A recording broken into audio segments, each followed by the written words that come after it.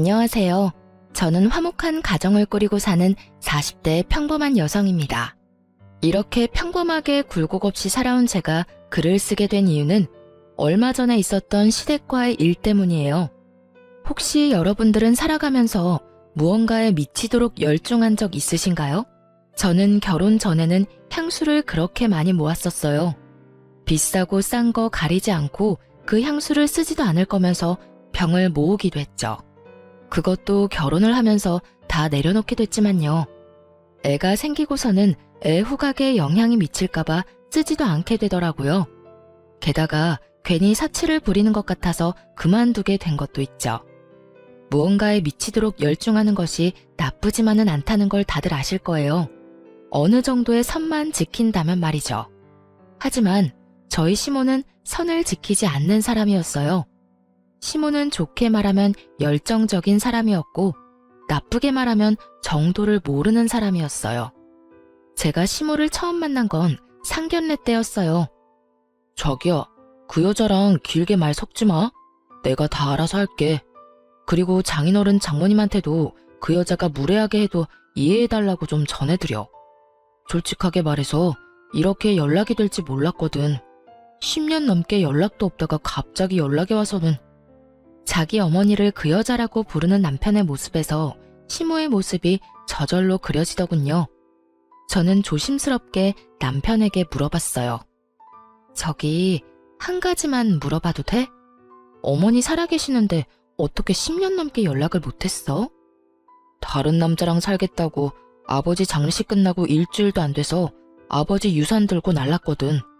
나한테 남겨준 게 그 허름한 집 하나뿐이었어. 진짜 웃긴 건 뭔지 알아? 우리 아버지 그 여자랑 이혼하려고 소송 준비 중이었는데 그 사이에 돌아가시는 바람에 유산이 그 여자에게도 넘어갔다는 거지. 아버지 통장에 있는 돈 다 들고 홀라당 집 나가버리는 바람에 나 혼자 남아서 아버지 돌아가신 거 정리하고 대학 등록금 마련하느라 정말 개고생한 거 생각하면 그러니까 그 여자가 혹시라도 너한테 무슨 수작이라도 걸면 무조건 나한테 돌려. 나한테 꼭 물어보고 꼭 허락받아야 한다고. 알았지? 남편은 시모를 어머니라고도 부르지 않더군요. 그저 그 여자라고만 불렀어요. 남편 말을 들으니 남편이 고생한 모습이 그려지더군요. 그만큼 남편은 굉장히 신경이 곤두서 있는 모습이었어요. 생전 처음 보는 모습이었죠. 남편과 저는 한 번도 싸운 적도 없었고 항상 화기애애했기에 남편이 저렇게 화내는 모습도 그날 처음 봤었어요. 그래서 얼떨떨한 표정으로 응 하고 대답할 수밖에 없었죠. 처음 만나는 시모는 평범한 사람은 절대 아니었어요. 저희 부모님의 눈에도 경악의 빛이 떠오를 만큼요. 새빨간 립스틱에 짙은 화장, 짧은 치마와 비치는 블라우스까지. 당시 60대의 시모가 상견례를 위해 온 모습은 정말 충격 그 자체였어요. 시모의 모습을 바라보던 남편이 손바닥으로 두 눈을 아예 가려버리는 걸 보니 남편도 이 정도까지라는 건 몰랐던 것 같더군요. 상견례 분위기는 정말로 어색하고 냉랭했고 그 가운데는 남편과 시모가 있었죠. 남편은 시종일관 시모에게 무뚝뚝하고 사무적인 태도로 대했어요. 그리고 저희 부모님을 먼저 보낸 뒤 세 사람이 남아있자 남편이 드디어 본론을 이야기하더군요. 갑자기 왜 제 결혼식에 간섭이세요? 여태껏 연락 없다가 갑자기 제가 결혼한다니까 이제 와서 부모 행세 해보겠다는 거예요? 넌 어쩜 그렇게 차가워? 결혼식이 얼마나 큰일인데 너 혼자 이렇게 일을 처리해. 이런 일은 다 경험 많은 어른들이 같이 해야 해. 그리고 네 아버지가 돌아가신 거지 네 엄마인 나는 멀쩡하잖니? 멀쩡한 엄마를 두고 왜 혼주석에 다른 사람을 앉히려는 거냐? 그건 가족일 때나 해당되는 말이죠. 당신이랑 제가 가족인가요? 아버지 돌아가시고 다른 남자랑 살겠다고 떠나신 건 당신이잖아요. 그리고 저 대학 때 도움 준 사람도 당신이 아니라 큰아버지셨어요. 그거 가지고 아직도 꽁에 있었니? 너도 성인이었고 아버지도 죽었는데 내가 다른 남자 찾아가는 게 뭐가 그렇게 문제야? 대학교 1학년도 성인이긴 하죠. 어머니가 아버지 돈 다 들고 날라서 야간에 일하면서 대학 졸업했어요. 그리고 큰아버지가 제게 대학 등록금 지원 안 해줬으면 그 졸업도 못할 뻔했고요.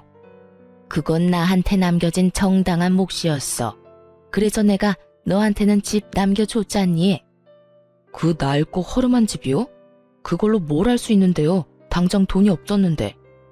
아, 됐어요. 혼주석 앉고 싶으면 앉으세요. 대신 아버지 자리에는 큰아버지 모실 거예요. 남편은 그렇게 통보하듯 시모에게 말하고 저를 데리고 밖으로 나왔어요. 그 자리에 있던 저는 한마디도 못했고 솔직히 앞으로 결혼식에 한번 보면 안 볼 사람이겠구나 싶었죠. 그런데 상견례가 끝나고 결혼식을 하루 앞둔 날 모르는 번호로 연락이 왔더라고요. 결혼식 준비로 여기저기 전화번호를 뿌려놓은 상태라 샵 중에 어디인가 싶어서 전화를 받았는데 전화의 주인은 시모였어요. 할 말이 있으니 잠시 나오라는 말이었죠. 바로 회사 앞이었어요. 남편과 저는 같은 직장에 다니고 있었기에 그날 남편이 야근을 한다는 걸 알고 있었어요. 그래서 어쩔 수 없이 저 혼자 만나러 갔어요. 설마 예비 며느리한테 무슨 짓을 하지는 않을 것 같았거든요. 그러나 시모는 그런 제 기대를 산산조각 냈어요. 아가씨, 결혼을 하면 오고 가는 게 있어야 하는 거 아닐까? 내가 우리 아들이랑 연락을 오래 하고 있지 않았다 해도 내 권리가 사라진 건 아니잖아. 아가씨는 그렇게 생각 안 해? 난 못해도 1,000만 원 정도는 받아야 된다고 생각하는데. 처음부터 아주 세게 밀고 들어오더라고요. 그것도 반말로 말이죠. 저는 가게에 들어올 때 이미 남편에게 문자를 보내놓은 상태였어요. 죄송하지만 그건 제 마음대로 할 수 있는 부분이 아니라서요. 이미 남편이랑 저희 가족은 예단 예물 없이 하기로 했고요. 아니 아가씨, 말 웃기게 하네. 아가씨네 가족하고 이야기만 다 되면 끝이야. 나도 곧 가족 될 사람이야. 당연히 나한테도 물어봐야 할 일이지. 그걸 자기들끼리 이야기해놓고 끝이라고 하는 게 웃기지. 그래서 돈 안 주겠다는 이야기야? 여태껏 자식이 결혼을 하는지 안 하는지도 모르고 연락 한 번 없었다는 신모가 와서 하는 말이 돈을 내놓으라는 말이라니. 남편이 왜 그렇게 신모에게 학을 뗐는지 그때서야 감이 왔어요. 왜 대답이 없어? 아가씨 생각은 어때? 1,000만 원 정도면 서로 부담 없잖아. 안 그래? 결국 제가 시모에게 한마디 했어요. 제 선에서 드릴 수 있는 말씀은 없는 것 같네요. 그리고 이런 말씀 드리기 좀 죄송하지만 그런 이야기는 아드님하고 먼저 하시는 게 좋을 것 같네요. 제가 왜 여기 와 있어야 하는지도 모르겠고요. 아들이랑은 이미 이야기가 다 됐으니까 하는 말이지. 그럼 내가 여기 와서 거짓말하고 아가씨한테 이런 말 한다고 생각하는 거야? 제가 그 사람한테 들은 바가 없어서요. 아, 저기 오네요. 아까 제가 불렀거든요. 헐레벌떡 뛰어들어오는 남편을 보고 제가 아는 척하자 그제야 시모의 얼굴에 난감한 빛이 떠오르더군요. 자기야, 어머님이 결혼하기 전에 예단으로 1,000만 원만 달라고 하셔서 당신이랑 이야기 다 된 거라고 하던데 맞는 말이야? 제 말에 남편이 손바닥으로 얼굴을 문지르더니 시모를 획 돌아보며 소리를 꽥 질렀어요. 이게 무슨 짓이에요? 자식 결혼식 망치려고 작정하셨어요? 예단은 무슨 예단? 내가 네 엄만데 내 새끼 결혼에 그런 것도 요구 못해? 내가 잠깐 너 떠나 있었다고 네 엄마가 아닌 게 아니야. 난 당연히 예단비 요구할 자격이 있어. 자격은 무슨? 내일 결혼식 오지 마세요. 혼주석에도 앉지 마시고요. 자식 결혼 망치는 엄마가 무슨 엄마예요. 거기다 10년 동안 찾지도 않다가 이제 와서 이 난리냐고요. 꼴 보기 싫으니 내일 오지 마세요. 남편이 그렇게 화를 내고 저를 데리고 밖으로 나왔어요. 씩씩거리는 남편이 화를 주체하지 못하더라고요. 그런 남편을 달래줬어요. 차라리 잘 됐어. 안 보는 게 차라리 나아. 어차피 부를 생각도 없었으니까. 아, 진짜 미치겠네. 내일 오지는 않겠지? 저는 섣불리 대답을 못하겠더라고요. 시모가 돈 요구하는 걸 보니 솔직히 돈 때문에 시까지 참석하려는 걸로 보였죠. 혹시 모르니까 내일 자기 축의금 맡을 사람은 신중하게 고르고 어머님이 달라고 해도 절대 주지 말라고 이야기 잘 해놔. 어차피 아버님 손님들만 불렀잖아. 남편도 그렇게 생각했는지 부랴부랴 연락을 하더군요. 그렇게 저희의 아슬아슬한 결혼식이 시작됐어요. 신랑 측 혼주석에는 남편의 큰아버지 내외가 앉게 됐어요. 저와 남편은 웃고 있지만 눈으로는 내내 시모가 있지는 않을까 두리번거리고 있었어요. 결혼식이 끝나고 패백을 하러 올라가야 하는데 남편 쪽 축의금을 맡았던 친척과 어떤 여자 사이에서 실랑이가 벌어지고 있었어요. 맞아요. 축의금을 노리고 찾아온 시모였죠. 게다가 그 곁에는 웬 중년 남성도 서 있었죠. 죄송한데 여기서 이러지 마시고 형님 있는 곳으로 직접 가서 말씀하세요. 이러셔도 제가 이걸 드릴 수가 없어요. 받아야 할 사람이 주지 말라고 했는데. 아니 걔가 내 자식인데 왜 못 받아? 내가 아들한테 직접 갖다 주겠다니까. 결국 시모가 축의금 가방에 눈독을 들인 모양이었어요. 저와 함께 패백실로 가려던 남편이 그 모습을 보고 화가 가득한 얼굴로 찾아갔죠. 지금 뭐 하시는 거예요? 아들, 내가 너 결혼식에 돈 한 푼 안 받고 어떻게 가? 너하고 요 몇 년간 연락 없이 지냈대도 내가 네 어미잖아. 맞는 말이야. 자네 엄마가 얼마나 힘들게 산 줄 아는가? 게다가 여자 혼자 애 키우려면 얼마나 힘이 드는데 젊은 총각이 그러면 안 되지. 고생한 어머니 생각해서라도 축의금은 어머니한테 드려야 맞는 거고. 결혼식이 본인 결혼식이 아니야. 다 부모가 뿌린 대로 돌아오는 게 결혼식이지. 뜬금없이 시모 곁에 서 있던 중년 남성이 그런 말을 하더군요. 시모와 연배가 비슷해 보였는데 마치 자기 일처럼 시모를 두둔하고 나서더군요.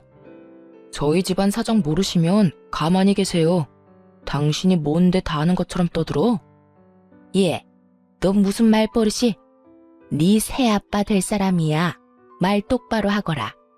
그렇지 않아도 오늘 혼주석에 네 새아빠 될 사람 앉히려고 했는데 왜 저 사람들 불렀어? 너한테 가족은 나야 나. 새아빠는 무슨? 아들 결혼식에 와서 축의금 가지고 난리치는 게 가족이에요? 제가 연락할 때는 피해 다니더니 갑자기 연락한 게 다 이것 때문이었어요. 어머니 몫은 없어요. 여기 예식장에 어머니 가족분들이 있기나 하냐고요. 다 아버지 쪽 손님들이지. 돈 한 푼도 못 주니까 당장 나가요. 화를 내는 남편 말에 시모가 움찔하더니 자신이 데려온 남자의 눈치를 빤히 보더군요. 남자는 이내 얼굴이 일그러지더니 시모에게 소리쳤어요. 여기 오면 돈이 있다며? 그런데 이게 뭐여? 완전 빈털털이잖아. 와, 속았네 속았어. 야, 넌 나한테 아들놈 결혼식에서 돈 생길 거라고 했지? 그런데 이게 뭐야? 자기야, 그렇게 생각하지 말고 아들이 나한테도 분명히 좀 챙겨줄 거야. 그러니까. 당신은 눈 알아 없어? 당신 자식이라는 인간이 눈 부라리는 거 안 보이냐고? 저런 인간이 퍽이나 너한테 돈 주겠다. 됐어. 난 거짓말하는 여자랑은 못 만나. 돈 좀 가지고 있는 줄 알았더니 돈도 없고 당신 같은 여자 뭘 보고 만나? 그 남자는 소매를 붙잡고 늘어지는 시모를 뿌리치고는 밖으로 나가버리더군요. 결국은 또 남자네요. 참 대단하세요. 그렇게 남자가 좋으세요? 자식 결혼식 망치는 건 생각도 못할 만큼. 이게 다 너 때문이야. 어떻게 네가 나한테 이럴 수가 있어? 자식 낳아봐야 다 소용없다고. 너야말로 네 아비를 똑 닮았어. 정없고 차가운 네 애비를. 이번에야말로 괜찮은 남자를 잡을 수 있었는데. 남자한테 미쳐서 집 나가는 엄마보다는 낫겠죠. 봐요. 저 남자도 돈 없다니 버리고 가잖아요. 제발 정신 좀 차리세요. 언제까지 이렇게 사실 건데요? 시모는 남편 말에 입을 꾹 닫아버리더군요. 본인에게 불리하니 아무 말도 하지 않더라고요. 남편이 그런 시모를 보더니 한숨을 푹 쉬고 말했어요. 2번 다시 저한테 연락하지 마세요. 연락 차단할 거고 이제 모르는 번호도 일절 안 받을 거예요. 남자에 미쳐서 사는 사람 엄마라고 하기도 부끄러우니까 그냥 없는 사람 칠 테니까 어머니도 아들 없다고 생각하고 자기 인생 즐기면서 잘 사세요. 저한테 피해주지 마시고요. 결국 시모는 그런 남편을 흘겨보고는 밖으로 나갔어요. 정말 식장이 아니라 패백실 올라가는 중간이어서 사람들이 거의 없어서 다행이었지. 만약 예식장 안에서 이런 일이 벌어졌다면 난리도 아니었을 거예요. 사실 그 뒤로 시모가 저희 앞에 나타날까봐 걱정했는데 몇 년간은 조용하더군요. 저희를 다시 찾을 일은 없을 거라고 생각하니 마음이 좀 편해지더라고요. 그렇게 저희는 결혼 후 10년 동안 아들 하나 딸 하나 낳아서 잘 키우며 별 다툼 없이 잘 지내고 있었어요. 남편도 저도 성실하고 가족만 생각하는 사람이었고 그 덕분에 부부 금술도 좋았어요. 결혼 당시 남편이 시부로부터 물려받은 허름한 집이 있던 곳에는 지난 10년간 개발이 되고 땅값이 크게 올라서 좋은 일도 생겼어요. 친정아버지가 하시던 인테리어 회사를 친정오빠가 물려받았는데 오빠가 그 집을 리모델링을 해줬거든요. 그래서 그 집 세를 주고 월세를 받으며 안정적인 수입으로 잘 쓰고 있었어요. 그런데 10년 만에 시모가 저희를 찾아왔더군요. 그것도 5월 8일 어버이날 저녁에요. 애들 데리고 친정에 가서 식사를 하고 적당히 놀다가 집에 왔는데 저희 집 현관문 앞에 서 있는 시모와 마주하게 됐어요. 솔직히 처음 봤을 때 소름이 끼쳤어요. 저희 집 주소를 알려준 것도 아닌데 정확하게 거기 서 있었으니까요. 알고 보니 동사무소에서 주소를 알아봤다고 하더군요. 날짜가 날짜인 만큼 그냥 돌려보낼 수도 없으니 집 안으로 들어오시라 했어요. 왜 찾아오셨는데요? 남편의 말은 퉁명스러웠어요. 시모와의 사이가 좋지 않으니 말이 곱게 나오지 않는 것 같더라고요. 아들아, 나도 이제 나이가 70이야. 언제 가지고 집 없이 떠돌이처럼 지낼 수는 없지 않냐? 제가 언제 집 나가라고 등 떠밀었어요? 어머니가 남자 찾아서 떠났잖아요. 그때는 나도 아직 힘이 넘치고 젊었으니까 그래도 집 놔두고 여기저기 떠돌다 보니 몸도 요즘 안 좋고 힘들구나. 내 자식이 너뿐이니 네가 나를 책임지는 게 맞지 않겠니? 살 날 얼마 남지도 않은 늙은이잖아. 저한테 지금 어머니를 책임지라고요? 남편이 당황한 표정으로 시모에게 되물었어요. 그럼 너 말고 누가 있니? 내 자식이 너뿐인데. 시모는 오히려 차분해 보였어요. 하긴 아무리 남자가 좋아서 자식을 버렸대도 늙어서까지 남자를 쫓아다닐 수는 없는 노릇이잖아요. 다 내려놓고 이번에야말로 괜찮아진 건가 싶었어요. 저는 생각 없어요. 당장 나가세요. 지금 당장 갈 곳이 없으니 너를 찾은 거 아니니? 그러면 한 달만이라도 있게 해줘, 응? 나 살 곳도 없어서 지금 너 찾아온 거야. 그러니까 잠시만이라도 집 구할 때까지만이라도 있게 해다오. 시모의 말에 남편이 한숨을 푹 쉬며 말했어요. 일주일, 딱 일주일만 있다 나가세요. 그 이상은 안 됩니다. 그리고 집 구해서 나가면 제발 저한테 연락하지 마시고요. 어버이날에 집 없이 찾아온 모친을 쫓아내는 것도 남편 마음에 걸렸는지 일주일만 머물도록 해줬죠. 저는 시모가 마음을 고쳐먹었다면 집이라도 얻어들여야 하는 건 아닌가 마음속으로 생각하고 있었는데 그 다음날 그 생각이 쑥 들어가 버릴 일이 생겼어요. 저녁 7시쯤 일을 하고 집에 돌아왔더니 현관에 웬 남자 신발이 있더라고요. 남편 것이 아니라서 손님이 왔나 싶어 들어갔는데 웬 70대 할아버지가 시모와 나란히 앉아 소주를 마시며 TV를 보고 있는 게 아니겠어요? 제가 더 놀란 건 그 남자분이 흰 네이에 파자마 바지를 걸친 아주 편안한 복장이었기 때문이었어요. 저는 깜짝 놀라 시모에게 물었죠. 어머님, 저 왔어요. 그런데 옆에 계신 분은 누구세요? 아, 애미 왔냐? 네 시아버지 되실 분이다. 내가 너희한테 여기서 사는 거 허락 맡으면 같이 살기로 했거든. 시모의 그 말에 제가 기가 막혀서 말이 다 안 나오더라고요. 혼자 오시는 거니까 여기서 묵으라고 한 거였고 일주일만 있다가 가시기로 했으면서 말로는 우리 집에서 계속 사는 것처럼 말하더라고요. 어머님, 혹시나 해서 물어보는데 애기 아빠도 그분이랑 같이 사는 거 알고 있는 거 맞나요? 내가 차차 말할 생각이었어. 어차피 너희는 낮에 다 일하러 가잖니. 그리고 너희 들어올 때쯤에는 우리는 자고 있으니까 그게 힘든 일도 아니지 않니? 그냥 삼시세끼 밥만 먹도록 네가 해주면 되지. 안 그러니? 하고 싶은 말은 수백 가지였지만 꾹 참았어요. 남편이 오면 해결되리라 생각했거든요. 그리고 역시나 집에 돌아온 남편이 낯선 노인의 정체를 알고는 결국 터져버렸어요. 어머니, 이게 지금 뭐 하는 짓입니까? 그럼 어떡하니? 넌 결혼할 사람을 그냥 내쫓으라는 말이니? 정 같이 살고 싶으면 저 사람 자식들하고 살면 되잖아요. 왜 저예요? 저 사람 자식 없어. 나한테도 자식은 너 하나뿐이고. 예, 여태까지 나한테 불효했으면 이제는 효자 노릇 좀 할 때도 되지 않았니? 엄마가 데려오는 사람들 다 싫다고 하면 나더러 어쩌라는 말이야. 남자 만나고 싶으시면 혼자서 만나세요. 저한테 들이대지 마시고. 당장 나가세요. 일주일은 무슨, 지금 당장 나가시라고요. 어허, 자식이 돼서 부모에게 그리 큰 소리를 치면 되는가? 아무리 자네 마음에 안 들어도 부모 자식이야. 전류는 못 끊어. 자식이 부모를 부양하는 것은 당연한 일이고, 아들이 돼가지고 부모를 내쫓으려고 하는 거 보니 인성이 아주 못됐구만. 부양받고 싶으면 자식 키울 때 사랑으로 키웠어야죠.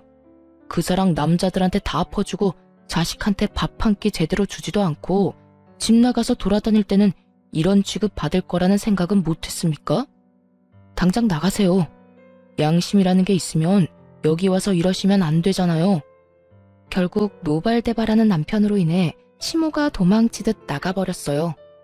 눈앞에 안 보이니 속은 시원했는데 문제는 시모와 그 남친이 나가면서 커다란 폭탄을 하나 터뜨려 놓고 나갔더라고요. 남편이 시부에게 물려받았던 그 오래된 집 말이죠. 그걸 저희 오빠가 리모델링해서 세놓고 있었거든요. 그런데 그 세입자가 저한테 연락이 왔더라고요.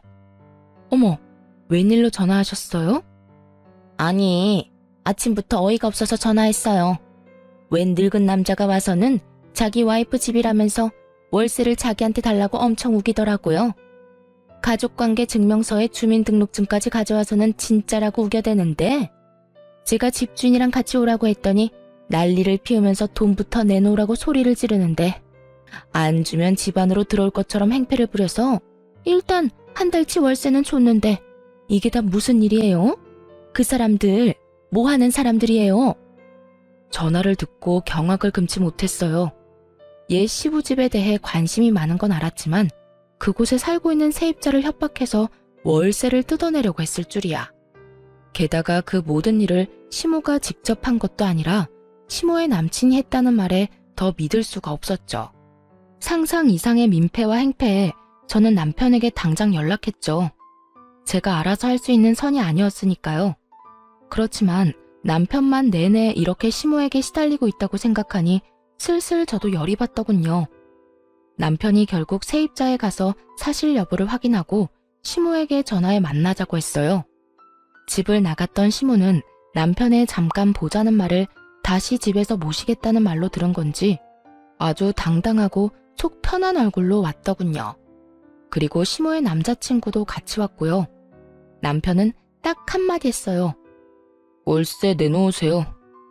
남편 말에 시모도 시모 남친도 아무 말 안 하고 모르쇠로 일관하더군요. 열이 받은 남편이 시모에게 한마디 더 던졌어요. 어머니의 몇 번째 남자인지는 모르겠는데 저 남자가 돌아가신 아버지 집에서 나오는 월세가 갖고 싶대요? 지금 어머니랑 저 남자가 무슨 짓 하신 건지는 알아요? 사기친 거예요, 사기. 그리고 저희 세입자 협박하신 거고요. 아, 이번 한 번만입니다. 이번 일 없던 걸로 해줄게요. 그리고 저도 월세는 받은 걸로 칠 테니까 저 남자랑 헤어지세요. 딱 그거 하나면 월세 가져가신 걸로 뭐라 하지는 않을게요. 최대한 양보할 만큼 양보한 남편이 시모에게 타협안을 던졌지만 돌아온 시모의 대답은 기대하던 것과는 전혀 달랐어요. 너 어떻게 그런 말 할 수가 있어? 내가 못 바랄 걸 바랬니? 이 집도 원래라면 나한테도 권한이 있는 집인데. 그리고 이 사람 네 아버지 될 사람이라고 몇 번을 말해? 제 아버지가 될 사람이 아니라 어머니 남편이 될 사람이겠죠. 저한테는 아버지 한 분뿐이세요. 도대체가 저 남자랑 헤어지는 게 그렇게 싫으세요? 어머니한테 나쁜 일만 시키고 있는 사람인데 뭐가 그렇게 좋으신데요? 어차피 저 찾아오신 거 이제 연로하시니까 기댈 곳이 있어서 찾아온 것 같은데 하나만 약속하면 어머니 원하는 대로 제가 부양하면서 살 수 있어요. 저 사람하고 헤어지고 2번 다시 남자 안 만나는 거면 제가 어머니 받아들일 수 있다니까요. 쉽잖아요. 그러니까 선택하세요. 만약 앞으로도 지금처럼 이상한 남자 만나서 제 재산이며 뭐며 다 빼돌리거나 장난질 칠 거면 제가 세상 사람들한테 모든 욕을 다 들어도 어머니 부양할 생각 없으니까 잘 생각하세요. 사실 시모가 찾아왔을 때 남편이 저와 상의했었거든요. 어머니 저대로 놔두면 분명히 나중에 더 큰 문제 일으킬 거라고. 그럴 바에는 그냥 자기 눈에 띄는 곳에 두는 게 낫지 않을까 하고 말이죠. 남편은 그래도 시모에 대한 미운 정이나마 있더라고요. 저는 여태껏 일어난 일들이 남자 문제 때문인 것 같으니 남자를 만나지 않는다는 조건으로 모시는 건 괜찮을 것 같다고 이야기했고요. 그랬기에 남편이 부양에 대한 이야기를 꺼낸 거였어요. 그런데 남편의 그 말에 시모가 얼굴을 찡그리더라고요. 저는 솔직히 시모가 남편 말을 따를 거라고 생각했거든요. 이제 연세도 지긋하시니 남편이 얻어주는 집에서 여생을 여가 생활하며 보내는 것도 좋잖아요. 그런데 시모는 그런 생활을 바라지 않더라고요. 게다가 그 남자가 시모 옆구리를 툭툭 찌르며 귓속말로 뭐라고 하는 것 같더니 시모가 남편에게 그러더군요. 착각하지 마. 내가 너한테 연락한 것도 이 사람이 필요하다고 해서 연락한 거지. 너한테 기대려고 연락한 거 아니니까. 뭐가 좋다고 내가 너한테 굽실거려야 해? 내 인생 내가 살겠다는데. 넌 언제나 내 앞길을 막기만 하는데 뭐가 좋아서 너랑 같이 살아? 결국 아들 가슴에 대못을 다시 박아넣은 시모는 그런 남편의 얼굴을 힐끗 보고는 그 남자와 짐을 챙기더군요. 아들 없이는 살아도 남자 없이는 못 사는지 시모는 그대로 그 남자와 사라졌어요. 저는 너무 당황스러웠는데 남편 표정은 그럴 줄 알았다는 표정이더라고요. 어린 시절부터 몇 번이나 봐온 장면이라고 했죠. 그 이야기를 듣는 제가 더 민망할 정도였죠. 그리고 시모가 마지막에 했던 다음에 다시 연락하자는 말은 시모의 소송 예고 전화가 되어 돌아왔어요. 시부가 남편에게 남겨준 집에 대해 자기 지분을 주장하겠다며 남편에게 전화를 걸었더군요. 가족끼리 소송이라니. 정말 갈 때까지 간 것 같은 시모 모습에 남편도 더 이상 참지 못하더라고요. 그리고 저 또한 마찬가지였죠. 사실 남편이 가진 그 시부 집은 시부가 살아계실 때 이미 남편에게 증여가 됐고 그 뒤에 리모델링 할 때 비용을 저와 친정에서 지불하는 대신 공동 명의로 하기로 했었거든요. 그러니 그 집의 명의는 현재 부부 2사람의 것이란 말이죠. 시모가 주장하고 싶었던 것은 그 집에 대한 유류분 반환 청구였던 것 같은데 이것마저도 인터넷으로 시모와 시모의 남자가 대충 알아본 걸로 소송을 걸려고 저희한테 반협박식으로 찔러본 거더라고요. 우리가 놀라서 뭔가를 해주면 좋고 안 해주더라도 소송에서 자신들이 이길 거라고 철석같이 믿었던 것 같아요. 그런데 변호사를 직접 찾아가 본 적이 없었는지 그게 성립 자체가 안 되는 줄은 모르고 있더라고요. 시모가 시부 현금 재산을 다 가져갔잖아요. 당시 시골이나 다름없던 허름한 집의 공시지가는 그 현금의 반의 반도 안 됐고요. 시모가 가져간 돈에는 시부의 사망보험금의 예금과 적금이 모조리 다 들어가 있어서 자그마치 2억이 넘었거든요.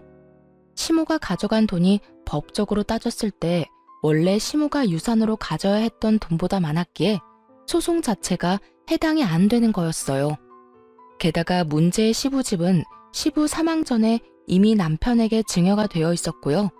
내내 밖으로 남자나 만나고 돌아다니던 시모가 그걸 알 리가 없었죠. 그리고 남편은 시모의 남자를 사기죄로 경찰에 신고했어요. 세입자한테 한 달치 월세를 협박해서 받아먹었으니까요. 결국 시모의 남자친구가 경찰 조사를 받게 됐죠. 본인들의 소송은 아예 성립이 안 되는 걸 알게 된 데다가 시모의 남자가 경찰 조사를 받는 일이 생기니 전화통이 불나게 울리더군요. 전화를 받지 않으니 집으로 찾아오더라고요. 그때 남편이 없었는데 결국 시모의 분노를 제가 다 받게 됐죠. 야, 네가 우리 아들 네 입맛대로 만드는 거지? 애가 착해서 나한테 싫다는 소리 한 번을 안 했는데 너랑 결혼한다고 했을 때부터 나를 업신여기고 내 말에 톡까지 달고 말도 아니야. 네가 그랬지? 너 때문에 내가 지금 어떤 꼴인지 알아? 그때 결혼식 때 만나던 남자도 축의금 좀 나눠줬으면 헤어질 일도 없었어. 이번에도 마찬가지야. 네가 뭔데 우리 남편 집에 공동명의로 되어 있어? 우리 아들 꼬드겨서 해달라고 한 거지, 이 나쁜 거사. 왜 저한테 화를 내세요? 그렇게 말하면 어머님이 만나던 남자들이 이상한 거죠.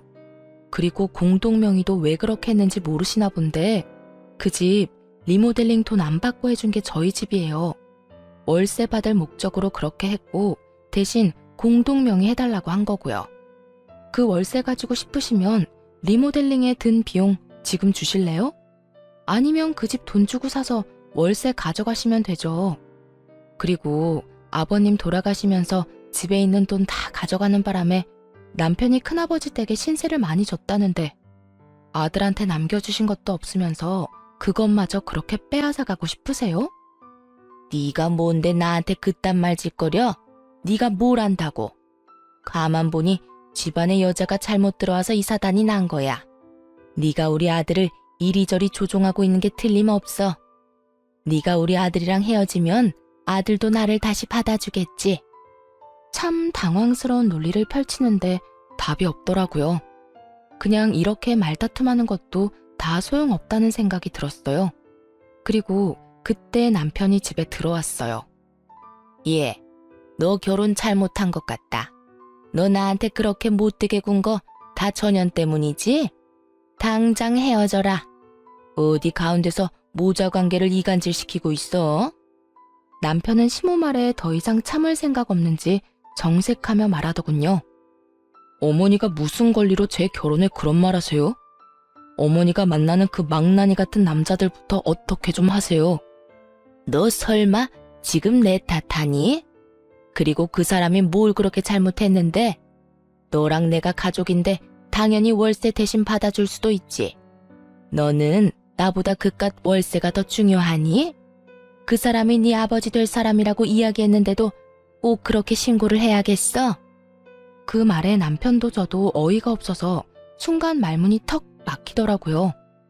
월세가 중요했으면 다시 받아주겠다는 말조차 할 필요가 없죠. 그 생각을 전혀 못하더군요. 새삼스레 저 여자가 제가 생각했던 상식의 범주를 넘어섰다는 걸 깨닫게 됐어요. 남편이 그렇게 학을 떼고 싫어하는 이유를 정확하게 알게 됐죠. 자식을 앞에 두고 새로운 남자만 뒤쫓는 시모 모습을 보니 저 사람에게 모성이라는 게 있긴 한가 싶을 정도였어요. 남편이 한 발짝 양보해 주려고 했지만 그 양보마저 발로 차버리고는 만난 지 얼마 되지도 않는 그 사기꾼 같은 남자를 열심히 두둔하고 있는 시모의 모습을 보며 저도 고개를 절레절레 저었어요. 내가 너희 두 사람 때문에 지금 어떤 꼴인지 알기나 해? 그 사람 이번에야말로 나 죽기 전까지 만날 사람이라고 생각했는데 너 때문에 헤어지게 생겼어. 어떻게 책임질 거야? 네가 내 인생 다 망쳐놨잖아. 어머니 인생 망친 건 어머니 자신입니다. 나쁜 짓을 하면 벌을 받는 게 당연하다는 것도 모르세요? 그리고 그런 인간이랑 죽을 때까지 살고 싶은 게 평생 소원이셨어요? 그럼 알겠어요. 그 사람 만나러 가세요. 저는 앞으로 어머니랑 만날 일 없을 겁니다. 어머니가 어린 시절 저랑 아버지 버리고 열심히 새 남자 만나러 간 거 기억하시죠? 여태껏 어머니 정신 차리길 기다렸는데 이제는 더 이상 그러고 싶은 마음 없어요. 앞으로는 무슨 일이 있어도 저 찾지 마세요. 특히 돈 때문에 찾아오지 마시고요. 저도 더 이상 어머니 찾거나 기다릴 일 없을 겁니다. 서로 그렇게 팔자대로 살아요. 저는 어머니 없는 팔자대로, 어머니는 남자 쫓는 팔자대로. 그럼 가세요. 안 나갑니다.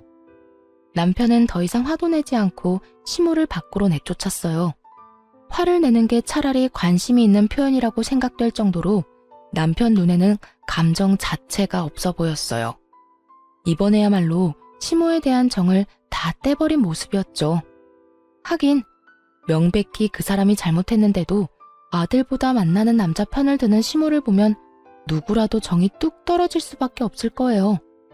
그런데 몇 주 뒤에 모르는 번호로 전화가 와서 받았더니 시모였어요. 시모가 급히 애처롭게 저한테 매달리더라고요. 아가, 내가 며칠 전에는 참 미안했다. 너한테 서운하게 한 건 나쁜 뜻이 있어서 그런 게 아니야. 그러니 네가 이해 좀 해다오. 무슨 일로 전화하셨어요? 다른 게 아니라 그 사람이랑은 벌써 헤어졌어. 그런데 헤어지고 나니 이제 갈 곳이 없어서 가진 돈도 그 사람한테 다 뺏기고 같이 살던 집도 그 사람이 집 보증금 챙겨서 도망가는 바람에 갈 곳조차 없어. 그러니까 네가 우리 아들 설득 좀 해다오. 나 좀 받아주라고. 그때 나한테 남자 안 만나면 받아준다고 했으니까 네가 잘 좀 이야기해줘봐. 아들이 나한테 실망한 거 충분히 이해해. 그러니 앞으로는 조용히 쥐 죽은 듯 살 테니 한 번만 나 좀 받아달라고 전해줘. 응? 내일이 부탁하마. 매섭게 난리치던 시모가 한순간에 안면몰수하고 이런 요구를 하는 것도 솔직히 받아들이기 어려울 만큼 화가 났죠. 받아주겠다고 했을 때 그냥 받아들였으면 모두에게 편안하고 다행스러울 일이었을 텐데 남자가 좋아서 결국 남자 따라간 사람이 이제와 후회한다고 해봐야 설득력이 떨어지기도 했고요. 분명히 조금이라도 먹고 살만하면 다른 남자를 쫓아갈 가능성도 충분해 보였거든요. 참 대단하시네요. 남자 쫓아서 가실 때는 언제고 또 본인 힘들 때 아들 찾는 거 보니까 제가 더 민망하네요. 아들이 안 받아줄 것 같아서 저한테 연락하신 것 같은데 전 제 남편 생각에 따를 뿐이에요. 얼마 전에도 남편과 이야기했지만 어머니를 받아들일 생각도 없고요. 너희 너무하는구나. 내가 불쌍하지도 않아? 늙어서 고생하는 시어머니 건사하는 게 그렇게나 힘든 일이냐고. 그러면 자식 상대로 소송할 때는 무슨 마음이셨는데요? 부모라는 이유로 받는 걸 당연하게 생각하지 마세요. 남편이 어머님한테 받은 게 상처밖에 없는데 이제 와서 어머니 모시고 살라고 하면 남편이 좋아할 거라고 생각한 거예요? 그러니까 저희 남편이 한 발 양보했을 때 그냥 저희하고 같이 있었으면 이런 일도 없었잖아요. 아들 가슴에 대못 박을 때는 이런 상황 생각도 못했나 보네요. 어찌됐든 저한테 연락하지 마세요. 저는 남편 하자는 대로 할 거예요. 이제 제발 생각 좀 하시면서 사세요. 그렇게 대화를 끝냈는데 그날 저녁 바로 시모가 남편에게 연락을 해왔더라고요. 급하기는 급했나 봐요. 이야기를 들어보니 아예 수중에 돈이 하나도 없는 모양이더라고요. 그러니 부랴부랴 저희 남편에게 와서 매달리더라고요. 아들아, 제발 한 번만 봐주렴. 이 엄마가 이제라도 너랑 돈독하게 화목하게 살고 싶어서 그래. 내가 정말로 잘못했다. 그 사람이 그렇게 나쁜 사람인지 몰랐어. 앞으로는 그런 사람 만날 일 없을 거야. 마음씨 좋은 사람만 만날 테니 제발 나 한 번만 용서하고 너희 집에서 지낼 수 있게 해다오. 함께 지내는 게 싫으면 보증금만이라도 좀 빌려줘. 응? 남자를 만나지 않겠다는 말은 끝까지 안 하더라고요. 다음부터는 마음씨 좋은 사람을 만나겠다는 말에 남편은 더 허탈했던 것 같아요. 연락하지 말라고 했죠.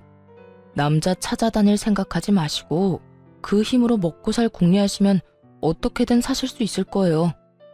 아버지하고 같이 살 때도 남자 때문에 몇 번이고 말썽 부렸으면 됐잖아요.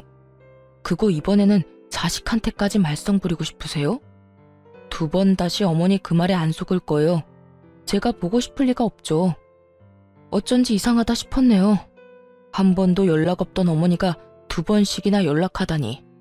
그것도 모르고 착각할 뻔했어요. 이제야 어머니가 제정신이 들었다고 말이죠. 먼저 연락한 그 2번 다 사귀던 남자들한테 돈 주려고 그런 거라는 걸 알고 나니 이제 저도 미련 같은 건 없어졌어요.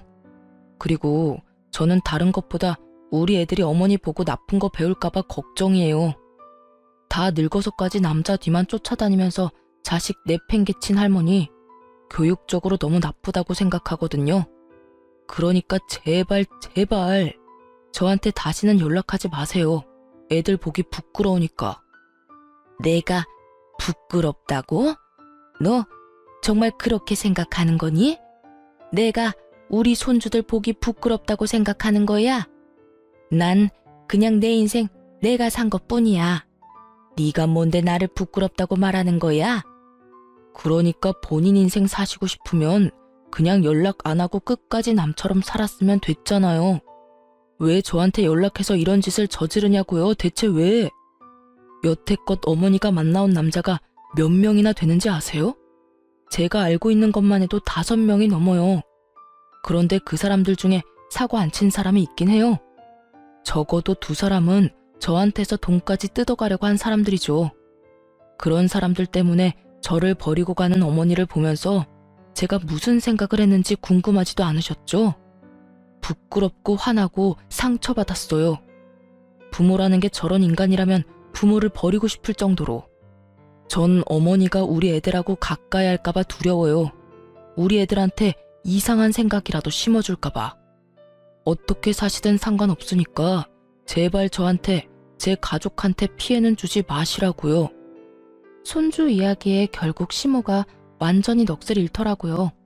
아들에게 부모가 부끄럽다는 말을 듣고도 제정신일 부모가 있을 리 없죠. 그렇지만 그 말이 정말로 시모에게는 큰 충격이었는지 시모는 대답도 못하고 전화를 끊지도 못하고 있더군요. 남편은 아무 말 없는 시모의 전화를 냉정하게 뚝 끊어버렸고요. 그 뒤 시모에게 연락이 온 적은 단 한 번도 없었어요. 다만 몇 달 뒤 동사무소인가 어디선가 연락이 한 번 왔더라고요. 시모가 정말로 상황이 나빴는지 이번에는 남자를 만날 수 없었는지 잘 모르겠지만 기초생활수급을 신청했더라고요. 그걸 신청하니 당연히 하나뿐인 자식인 남편에게 부양 의무자 조사차 연락이 온 거였죠. 그때 남편 반응도 엄청 예민했어요. 왜 자기가 그 사람을 부양해야 하냐고 소리를 지르며 흥분하는 바람에 한바탕 집이 또 난리가 난 적이 있었어요. 전화를 받아보니 남편이 시모를 부양한 적이 있거나 돈을 줬다거나 교류가 빈번했다면 기초생활수급 자격이 안 된다고 하더라고요. 그 말을 들어보니 시모도 더 이상 아들이 자신을 부양하지 않을 거라는 생각으로 기초생활수급 신청을 한 것으로 보였죠. 결국 우리가 부양을 기피하는 이유를 증거까지 수집해서 부양 기피 사유서까지 써야 했어요. 천륜을 끊을 수 없다고 하지만 이 정도로 남편의 마음에 두고두고 상처를 낸 시모를 보니 남편이 시모를 끊어내는 것도 당연하구나 싶었어요. 솔직히 남편이 마음이 약해져서 시모를 받아들일지도 모른다는 생각을 하고 있었는데 남편의 마음이 워낙 확고하더라고요. 돈이 아까워서가 아니라 시모와 연결되어 있다는 것 자체가 남편에게는 굉장한 거부감으로 다가오는 것 같이 느껴졌죠. 그 뒤로 시모와 연락이 된 적은 없었지만 시모의 이웃에 사는 분이 어머니 근황이라며 남편에게 연락을 한 적이 있었어요. 할머니가 말을 좀 전해달라고 해서 연락드렸어요. 많이 후회하고 있고 지난 일 반성하고 있다고 한 번만 용서해달라고 전해달라고 하셔요. 솔직히 아들하고 무슨 일이 있었는지는 모르겠지만 그래도 부모 자식 간이고 천류는 끊는 게 아니라는데 웬만하면 아들이 용서 좀 해줘요. 다 지나간 옛일이고 이렇게 용서를 구하는데 어머니가 용서를 구한다고 해서 제가 왜 받아줘야 하는데요? 무슨 생각으로 저한테 연락하려고 한 건지는 모르겠지만 그 사람한테 꼭 전해주세요. 남자 때문에 자식 버리고 떠났으면서 남자 때문에 자식 등쳐먹으려고 마음에도 없는데 연락한 어머니 용서할 생각 없다고요. 그러니까 다른 사람 입 빌려서 연락해도 절대로 용서 안 할 거니까 2번 다시 연락하지 마시라고 전해주세요. 그렇게 말씀하시면 알 거고 앞으로 이런 연락은 안 받을 겁니다. 남편의 차갑기 그지없는 말투에 전화한 사람도 당황한 건지 말도 제대로 못하고 자기는 그냥 말만 전할 뿐이라며 전화를 급히 끊어버리더라고요. 이제와 용서를 빌면 받아주려고 생각했나 봐요. 자식 가슴속에 맺힌 상처가 얼마나 큰지도 모르고 섣불리 덮으려는 모습이 참 답답해 보였어요. 있는 자식 버리고 남자 찾아다니며 떠돌아다니다가 결국에는 혼자 되고서 자식에게 돌아온 시모를 보니 착잡하면서도 괘씸한 마음이 들었어요. 자식을 버리고 떠났으면 자식에게 다시 연락하지는 말았어야죠. 솔직히 말해서 시모가 자식보다 자신의 인생을 더 소중히 생각했다고 해서 그게 잘못됐다고는 생각하지 않아요. 그렇다고 자식을 버린 게 잘했다고 생각하지도 않고요.